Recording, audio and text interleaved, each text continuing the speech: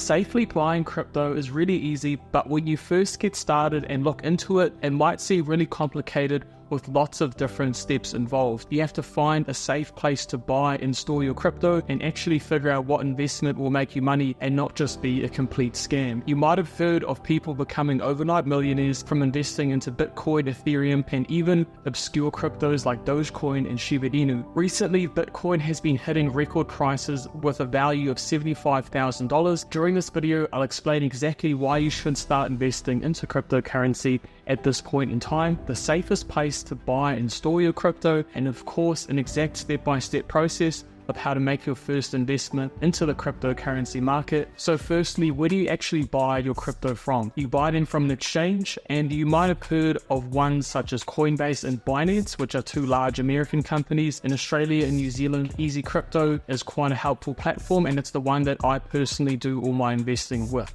And it's going to be the bulk of this video as well. So an exchange is where you can buy your cryptocurrency, and then following on from this, you need somewhere to store it as well. So you can technically store your crypto on the exchange you buy it from, but this is really not a safe strategy. Exchanges have been hacked in the past, like crypto.com. Sometimes an exchange can go bankrupt as well. You may have heard of FTX and Celsius. Recently, Celsius was able to redistribute some of the lost money to its investors. I was one of them. I had over 4,500 New Zealand dollars locked up on Celsius, but thankfully I was able to get all of that back. But you never know if this is going to happen. So I would never ever recommend leaving your money on the exchange you buy it from, no matter how big and reputable and financially successful it might seem on paper. Exchanges are all fairly similar in terms of how you navigate them. There can be some variation with the fees. For example, on Coinbase, if you invest $1,000, you're going to be charged about 33 to 35 New Zealand dollars in fees, versus with Easy Crypto, you're going to be charged about $30 to $33.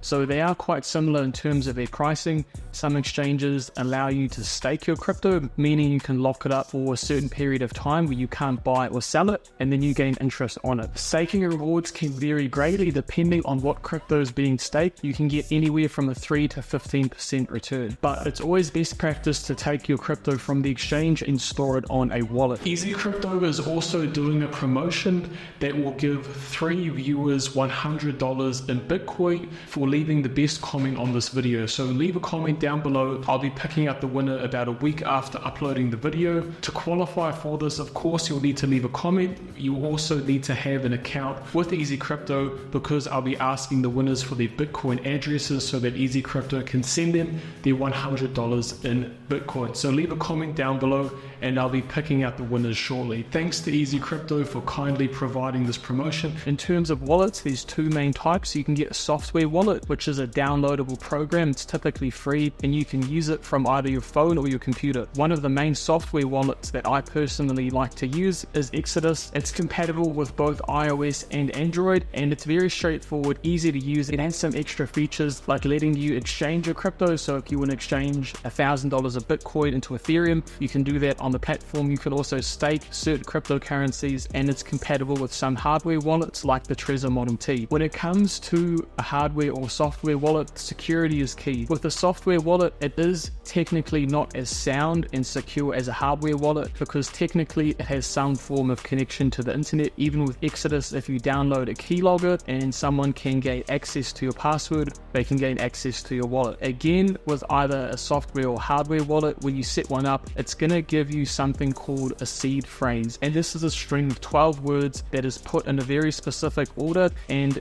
it's used to unlock your wallet if you ever happen to forget your password. For example, if you have Exodus, you might have $10,000 worth of Bitcoin on there. If you have it downloaded on your laptop and your laptop breaks, you can download Exodus on another computer and then use your seed phrase to gain access to your Exodus wallet from another device. But again, if someone else gains access to your seed phrase, they gain access to your wallet. So the storage is only as secure as how well you can keep your seed phrase nice and safe. It's always recommended to write it down on paper. Don't take a digital screenshot of it or have it stored digitally anywhere. You want to keep it offline, off the internet, to maximize its security. In comparison to a hardware wallet is a physical device. It can look a little bit like a USB drive. The two main companies that make them are Ledger and Trezor. The one that I personally go with, again, is a Trezor Model T. They do range in terms terms of how expensive they are, some are only say $80 and others can be $400 to $500 plus. So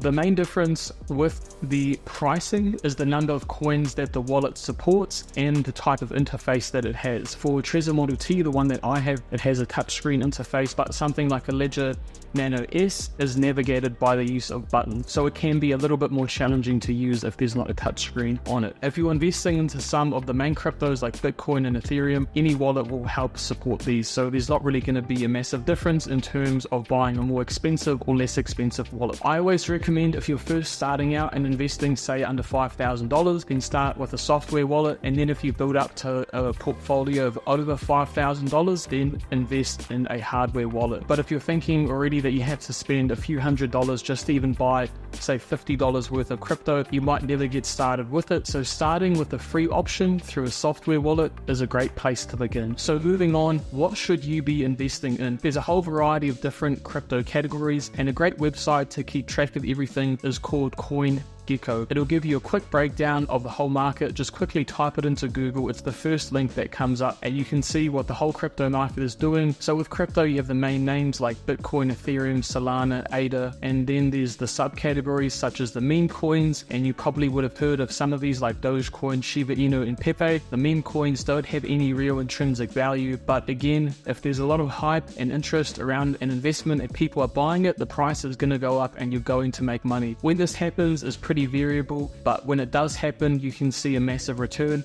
Dogecoin has gone up over 1500%. So when it comes to actually knowing what crypto to invest in, it's hard to really say directly off the bat unless you do a lot of in-depth research on the cryptocurrency.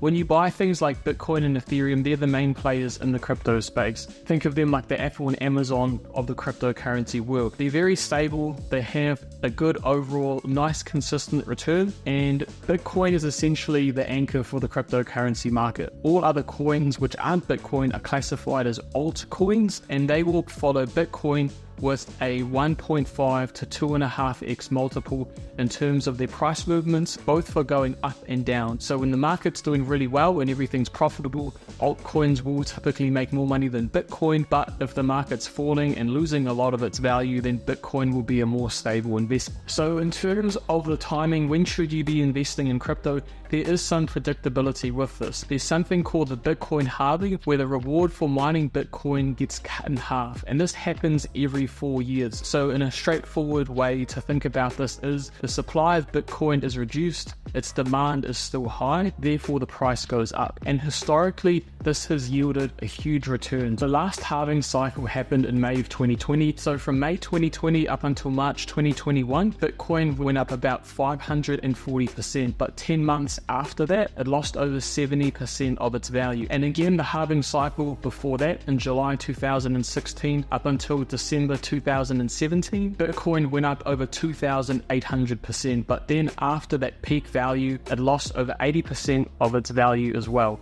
So with the halving cycles, they can be a really great time to invest, but the profitability and how long that run lasts is about 10 to 14 months, and then after that, you'll see a very sharp drop of up to 80%. But again, all your investments need to come from your own research and your own due diligence, and don't just take some random person's advice on the internet on what you should be doing with your money. Buying crypto can be really exciting, but there's a lot of risk versus reward. If you compare the 5-year return of the stock market, looking at something like the S&P 500 index, over the past 5 years, it's gone up 84% in comparison to Bitcoin, which has gone up over 1,400%. But over that time, Bitcoin lost over 80% of its value versus the stock market lost a max of about 35% during the COVID pandemic. And the reason the crypto market is so volatile and different to the stock market is because of its total size. So the total market cap for all the cryptocurrency is 2.7 trillion versus the total stock market value just for America is 50 trillion. So it's over 20 times larger than the cryptocurrency market. So it doesn't take as much money to drive the price up and down of cryptocurrencies versus companies listed on the stock market. There are of course other reasons that influence the price of crypto, but that's one of the main reasons why the price can go up and down so rapidly. So lastly, we'll be taking a look at how to actually buy some cryptocurrency. So firstly,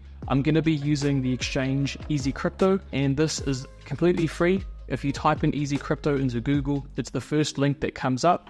If you want to make an account, all you need to do is provide your general pieces of info, name, address, phone number, and then you'll have to send through some ID, either driver's license or passport, and then your account will be verified and you can start investing. It's just as easy as making a Facebook or an Instagram profile. So once Easy Crypto is downloaded and ready to go, you just want to click on instant buy and sell, or it auto populates on the home page here. So this is where you're going to enter the amount of crypto that you want to buy. So if we want to buy $100 worth of Bitcoin, we just enter that here, click $100, and then go buy now. Then from here, it's going to ask for a delivery address, and we get the delivery address from our wallet. So for this example, I'm going to be using Exodus. This is where you'll retrieve your wallet address from. So we're going to be buying Bitcoin, so we just want to scroll down and find Bitcoin, or you can manually search for it as well. So we'll click on Bitcoin, and then because you are sending the cryptocurrency from Easy Crypto over to Exodus or whatever wallet you're using,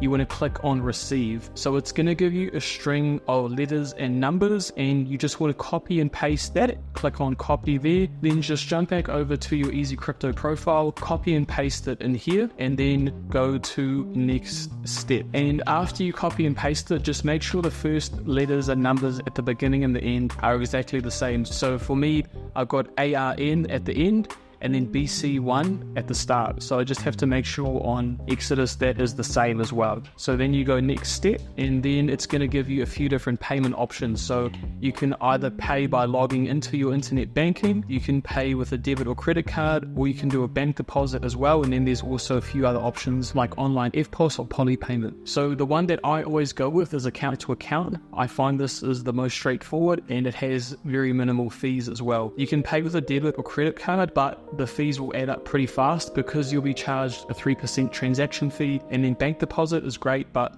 it's a bit more annoying to do because you have to manually bank transfer Easy Crypto. They'll give you a specific reference number and account number to transfer to, and it only gets processed during the weekdays normally and the times that I've done it. So I just do account to account. So after you select your payment option, the crypto will be sent from Easy Crypto over to your wallet. In this case, it's going to be Exodus. In terms of how long it takes for the crypto to show up in your wallet, normally 1 to 2 days is the normal time frame. So it's not going to be instant, but it will take a little bit of time for those coins to show up in your specific wallet. So it's very important to understand all the extra features that comes with an exchange. So for Easy Crypto, you can exchange your cryptocurrency. It's got its own unique app, and you can even keep track of your investment taxes and set up auto investments if you want a dollar cost average into the cryptocurrency market. If you want to see a complete breakdown about Easy Crypto and all of the extra features that it offers, then make sure to check out this video on screen.